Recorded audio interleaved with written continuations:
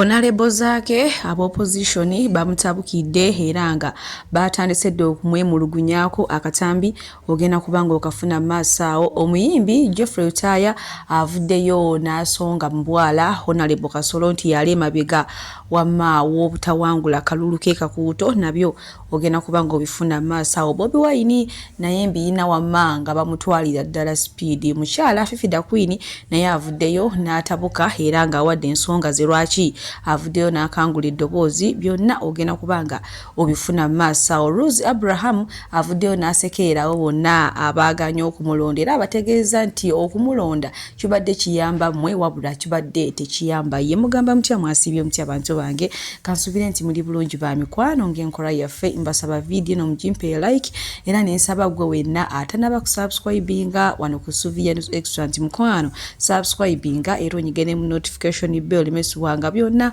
byemba nteekayo wano ku Suvia News Extra nyo okusabirako mwina abalwadde abakosefu tinsaba ekisa kya mukama ate ekibatuukeko ba mikwano Suvi Airport Pick Up and Transport Service nze kenyini banange tutambuza abantu kwotadde n'okujja abantu abava ebweru ku kisaawe n'okubatwala ku kisaawe munange esige nakuluyisa nkutandise ne Rose Abraham bawa Sara is toro Sara amanyi okufumba ekyenkya n'ebyala nga mumanyi munange ono navuddeyo n'asekeerawo bonna abaaganya okumulonda mu Kampala Central bingi byayogedde kwotadde n'okwogera ng'alinganga kudaala kale katulaba akatambi ate nze wamma kati walonze ng'okyantinga nnyo gundi ayitewo era luzitayitamu kati wafuuse nze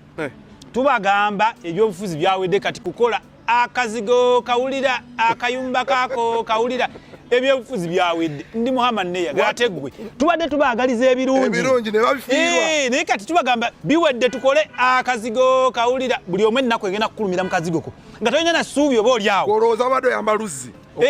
gw'olozadde onyamba buyambi era wambonereza amakomera mugawulira ebisomero ebiringa enkoko biyumba by'enkoko mubiwulira byebyo ani abadde abyogerako I inspected some of the schools. Nga mulimu n'enkulukuku n'ebiswa. Nonsense. My child Albaluz and the rest cannot study in such idiotic schools. Mwe mugenda ofuna mwe mbadde mugenda ofuna naita amasomero ga Chilo schools South Africa to be adopted and built on the same value. Ng'ebisomero bino ebyenkoko mu byemubbamu mu nnyini material.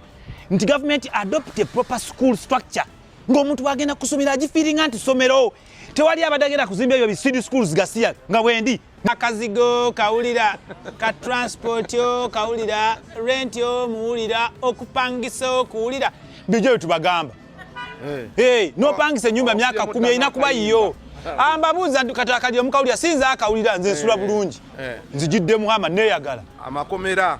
obukomera mbuwulira ebidoli mubiwulira bye twetwaga okyusa abalamuzi mubawulira abaana bamwe makomera mubiwulira ebyo betwadde tubagamba kati ani afunyemu Kanya fidwa nagendo byogera ku ngamba ngendo okwogera ze bade nakujanga ne mu court nture why is this judge a judicial officer not in time here this is what we are not accepting bibidio bade ngamba and that's an MP yes oversight kitegeza ku inspecting because ba government ba minister judicial why is this and this tubagamba ID eberenge kweyimirira lwaki tunonya surety ne bagamba mama wo mumpinje talina kweyimirira Daxter muze oyo talina kutasaanidde gendo yete LC later nga LC mukimanyi tali mateeka nonsense twa tugamba mtu abane national ID ebere value even ya 2 million why did it lose value chichi gisudde no tim mateeka timanyi bakola mateeka they are not thinkers an MP is supposed to be a think tank for his country mulonze emigunju yes omuntu omukulembeza ino kubanga alowooza nga ne byalowooza byali ne wadde omuyala alowooza kulya kati mbogole eringa wambwa jabeera batukoze bubi gonja wajira siriwo but it is okay bibadde biyamba mwe you've done your purpose I have done my purpose I've done my role and duty as bwatyo omwami Rose Abraham yomanya kati Honorable tekakyaliko azenga abagamba nti okumulonda kiyamba mmwe ndowooza kati umuwulira n'enjogera yakyuse yenna ayogera abadala bubadazi simanya abamakomera baketi mu biyole ati biki kwegaba nage omusajja ono ate munaye mu ntandikwa yeegumya n'agenda n'ayozayoza n'omukyala eyamuwangula mu Kampala Central ne kati katuuba anyway wetuli awo nenga bwekuzaako eno ewa honorable zaake munange nno aba opposition abamu balabikiddwako nga bamutabukidde nga era nga bamukubaganyamu empawa nti ayinza okuba nga naye muli wankwe okusinziira bo nga bo ku bigambo bibali mu kwogera mu katambi kano era nzikiriza nkakuteereko ate tusobole okweyongerayo n'agamba ebya intaneti tufunye akakodyo konze ndiye nasooka ambuulira ako kenazze ne mbagamba owulira kumbe bonga bamanyi nti intaneti olwedde egenda kuddako okategedde kati weyamaze akulaga mbu kwali ku mulamu okonekitinga bwe yamaze nangamba teekako ennamba nkuteereko neewuunyiza nnyo era nabuuzizza afurandani obudde buno zaakasiimye ekyo obudde buno bwe tulimu ng'asiimye ekyokugamba nti nagenza okudda ku midiya okusikululinga bwenti ng'ali mu kugamba bantu eno tubuuka mirambo eno abantu bafa eno tubuuka yategedde nze njo kiraba nze njo kulaba akakodyo nzije mwabye kati nalowooza nti anziba mumwa nze tebanziba mumwa boyi wakoze kafu akasente ko ngenda kukalya webale okategedde ko nagenda kukalya webale kubanga wakampadde kwebaza naye ekibi kyokola nja kujja nkyogere ti kino kyokola kifu muli mu kukanga abantu mmwe osegedde tetuli bafala nze siri fala nze tojja ewange nga toli pyuwa tetumaze nga tulwana wumalu tetusobola kubireka saawa zino tetusobola kuggwamu manyi budde buno bannayuganda babadde mu kizikiza nga tebamanyi kyakukola tulina okubalaga okubeera ku maini essaawa ya leero Museveni tetumulowoozesa nti atuwangudde bino byayagala omuntu yenna akugamba nti Museveni musimanya kati atukubye ekimmooli munnayuganda njagala kugamba oyo abeera mufere saawa zino akugamba mbu Museveni atukubye ekimmooli tasobola olaba buno bubuloga bwabwe buli kuno essaawa zino buli mu kutwasamira yakitegese nti olunaaba okugjako intaneti okuzzaako intaneti basimululaawo kati bubuloga bwange bujje butandike okuyisaawo ebimeseji byabwe butandike okutiisatiisa bannayuganda okujinika amannyo mmwe baana mmwe bulijjo kyemmanyi nti bulijjo bwe mutambula nga mugamba nti muli gumi temuli solidarity muli wamu n'omukulembeze waffe bulijjo temusinika businisimanyo lino si bbugumu lya byabufuzi terugenda kubeera mmanya yankoko buli kaseera nga tugamba mbu tuwandike osimanya opposition musimanya aba opposition we are not ba opposition tulina okulwana okulaba nti meseji yaffe tugiggusa tewaliwo kigenda kulaga nti nno twalwanako twabyogerako twabigezaako nga tetuwangudde tewaliwo kye twakoze okubamalira ddala amaanyi there is nothing that we have done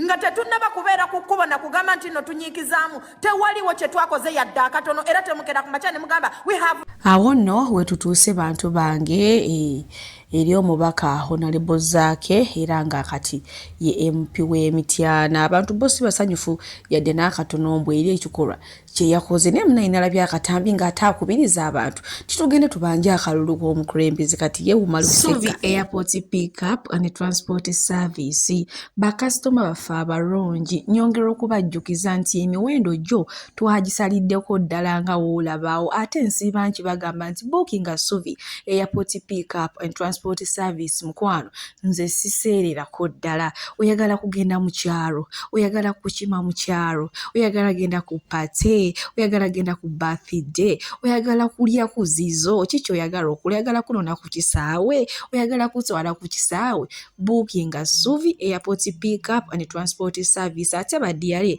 wojja nongamba munange ebyadala Suvi sente zonna zirabye naye ekyamazima siziwezaawo nja kusalirako oba okitegeera kati so gwe wenna atanaba ku booking Suvi Airport Pick Up and Transport Service ono ng'ojja n'akusalira nako olinze eki mukwano booking Suvi tweyongere bwe nkuzaako eno ekyotera ewa Honorable Kasolo munange nakati bo abantu bakyali mu kujaganya ekyamazima omuntu waabwe bamwagalira ddala ngenda kubanga nkutuusaako obutambi obw'enjawulo maaso awo naye nga sinaba kutwala ku butambi awo omuyimbi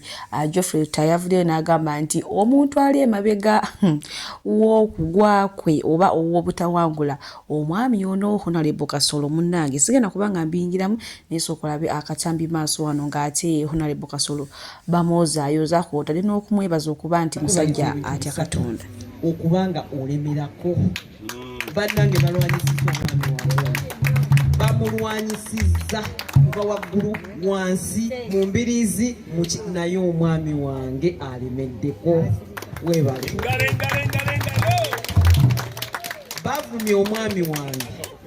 n'olaba omuntu nga tamwenkana wadde kuuta naye n'amuvuma n'asirika webale nnyo tutavaamu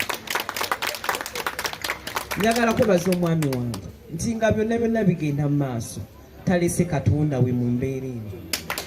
era amubaddeko ebbanga lyonna nga ne waaba akooye ogenda n'omukubirako wembasiri naye ne muweereza message ku ssaawa 9:00 ogenda okulanga kwali mugamba osadde ozuukuse ogenda okulanga nziramu baby maze every day when I go talk to him ne waaba akooye n'olwekyo Katonda oyo Allah gwe yeesiga asobodde omuwanguza n'olwekyo baby Allah tomuvaako omulaba byakoledde Allah akoledde Allah akoledde omwami wange era akyamukolera binene ababadde bakulwanyisa Allah akyakusitula simanyi kye bagenda kukola kubanga gano gakyali mabaga si bwe kiri gakyali mabaga n'olwekyo sijja bw'atyo mukyala Honorable Kasolo era ng'ono ye namba 2 kale bwe yavuddeyo ne yeebaza omwami era munange nti yeebale kuba musajja eyeesiga Katonda weewaawo byonna bibaddemu okuzoomoozebwa okukola biki nga byewuliddeko naye era omusajja yasigala anyweredde Katonda naye nga bwe tweyongerayo bo munange ab'opposition nakati bakyalimu okwemulugunya bagamba nti nedda ekyamazima okusinziira abantu nga embadde mu bakakasa akalulu ebiba nga bwe tulonda ne bigenda bubi amazima gaveeyo twekalakaase naye munaaye kyabaje enviiri ku mutwe nga buno obudde tewali n'omu avaayo yadde okwekalakasa nti n'ababaka abantu kwe bandibadde balabira kuba nti ababaka be bandibadde batandika okwekalakasa buli omu n'ekitundu gye yali yeesimbidde naye munange nabo basirise nti kati mwagala bo abantu bo nga bo bagoyinge luddawa era bo batandikire luddawa okwekalakasa si bigambo byange wabula bigambo bya mukyala Fifida Queen nti bw'olaba opposition njagala mutuula tusaba tetubalagira wabula mutuule naffe mutulumye emitima ababawagira mutumenye emitima tukooye naffe ababawagira tukooye mutumenye emitima ekimala mutulumye ekimala mutunuulire parliament mu mikono gya Anita Among mulowooza ki ekigenda okubeera eyo mwe muli wano mwesudya bwesudi muli wano mwogera bye okay kale tukkiriza Museveni yabbye obululu balangiridde ani muve mwoyo science w'ekisiru gwe mubeeramu mwagala ku exciting abantu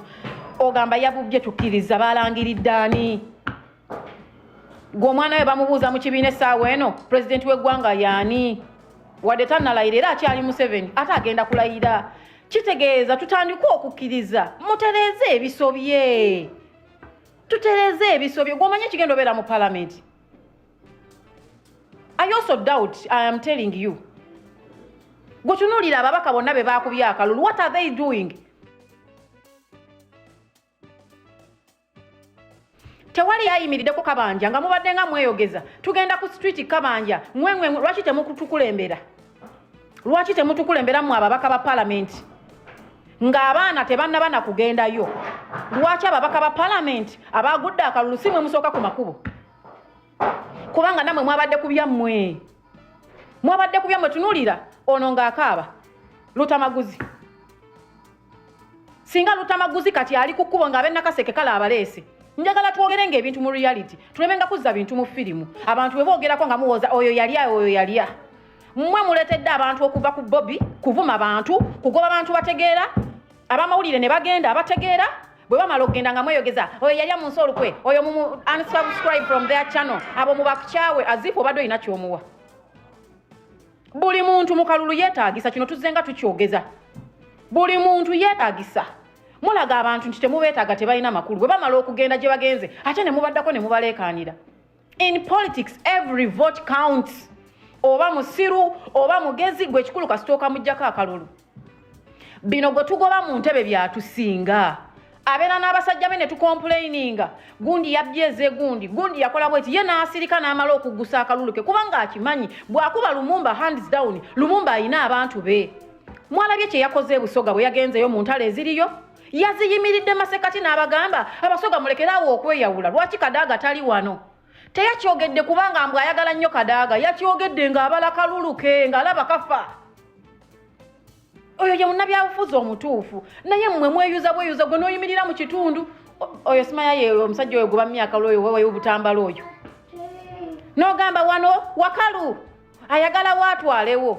naye nga weerabidde nti oyo gw'ogamba bw'otyo alinako abantu bammwe abalungi abatuwuliriza era abatulaba olunaku olwaleero tukyaddeko ewa Sheikh Ashraf Dembe ssebo nsanyusa okubalaba amannya agange yezeseeka Ashraf Dembe akola ku bizibu by'enjawulo omuntu singa aba alina ebirwadde tumusomereddwa tumuwa amazzi ga lukuya nga bw'obadde ogalaba tugenda abantu ku kyoto ne twokya emizimu emibi egibabaamu n'okulomba edduwa abantu singa abeera ng'ali wano atuuse sobola okumulombera edduwa waba atatuuse nga mpadde amannya ge naye ng'ali wala neetaase ennamba yange yeeno eri 0707763711 nammwe bannyinaffe abali ebweru oyagala okuba nti oyagala okulombera ku dduwa ng'olina ebizibu viza zibuze amaka gakolongotana sente zikola zimpita mu ngalo ojja kumpeereza ekifaananyi kyo n'amannya go ebyo byokka bijja kummala nja kukulombera edduwa ojja kutereera olunaku olusembayo mu mwezi mba n'edduwa eyawamu ffenna n'abalwadde bange abakadde n'abapya. Assalamu alaikum warahmatullahi wabarakatuh.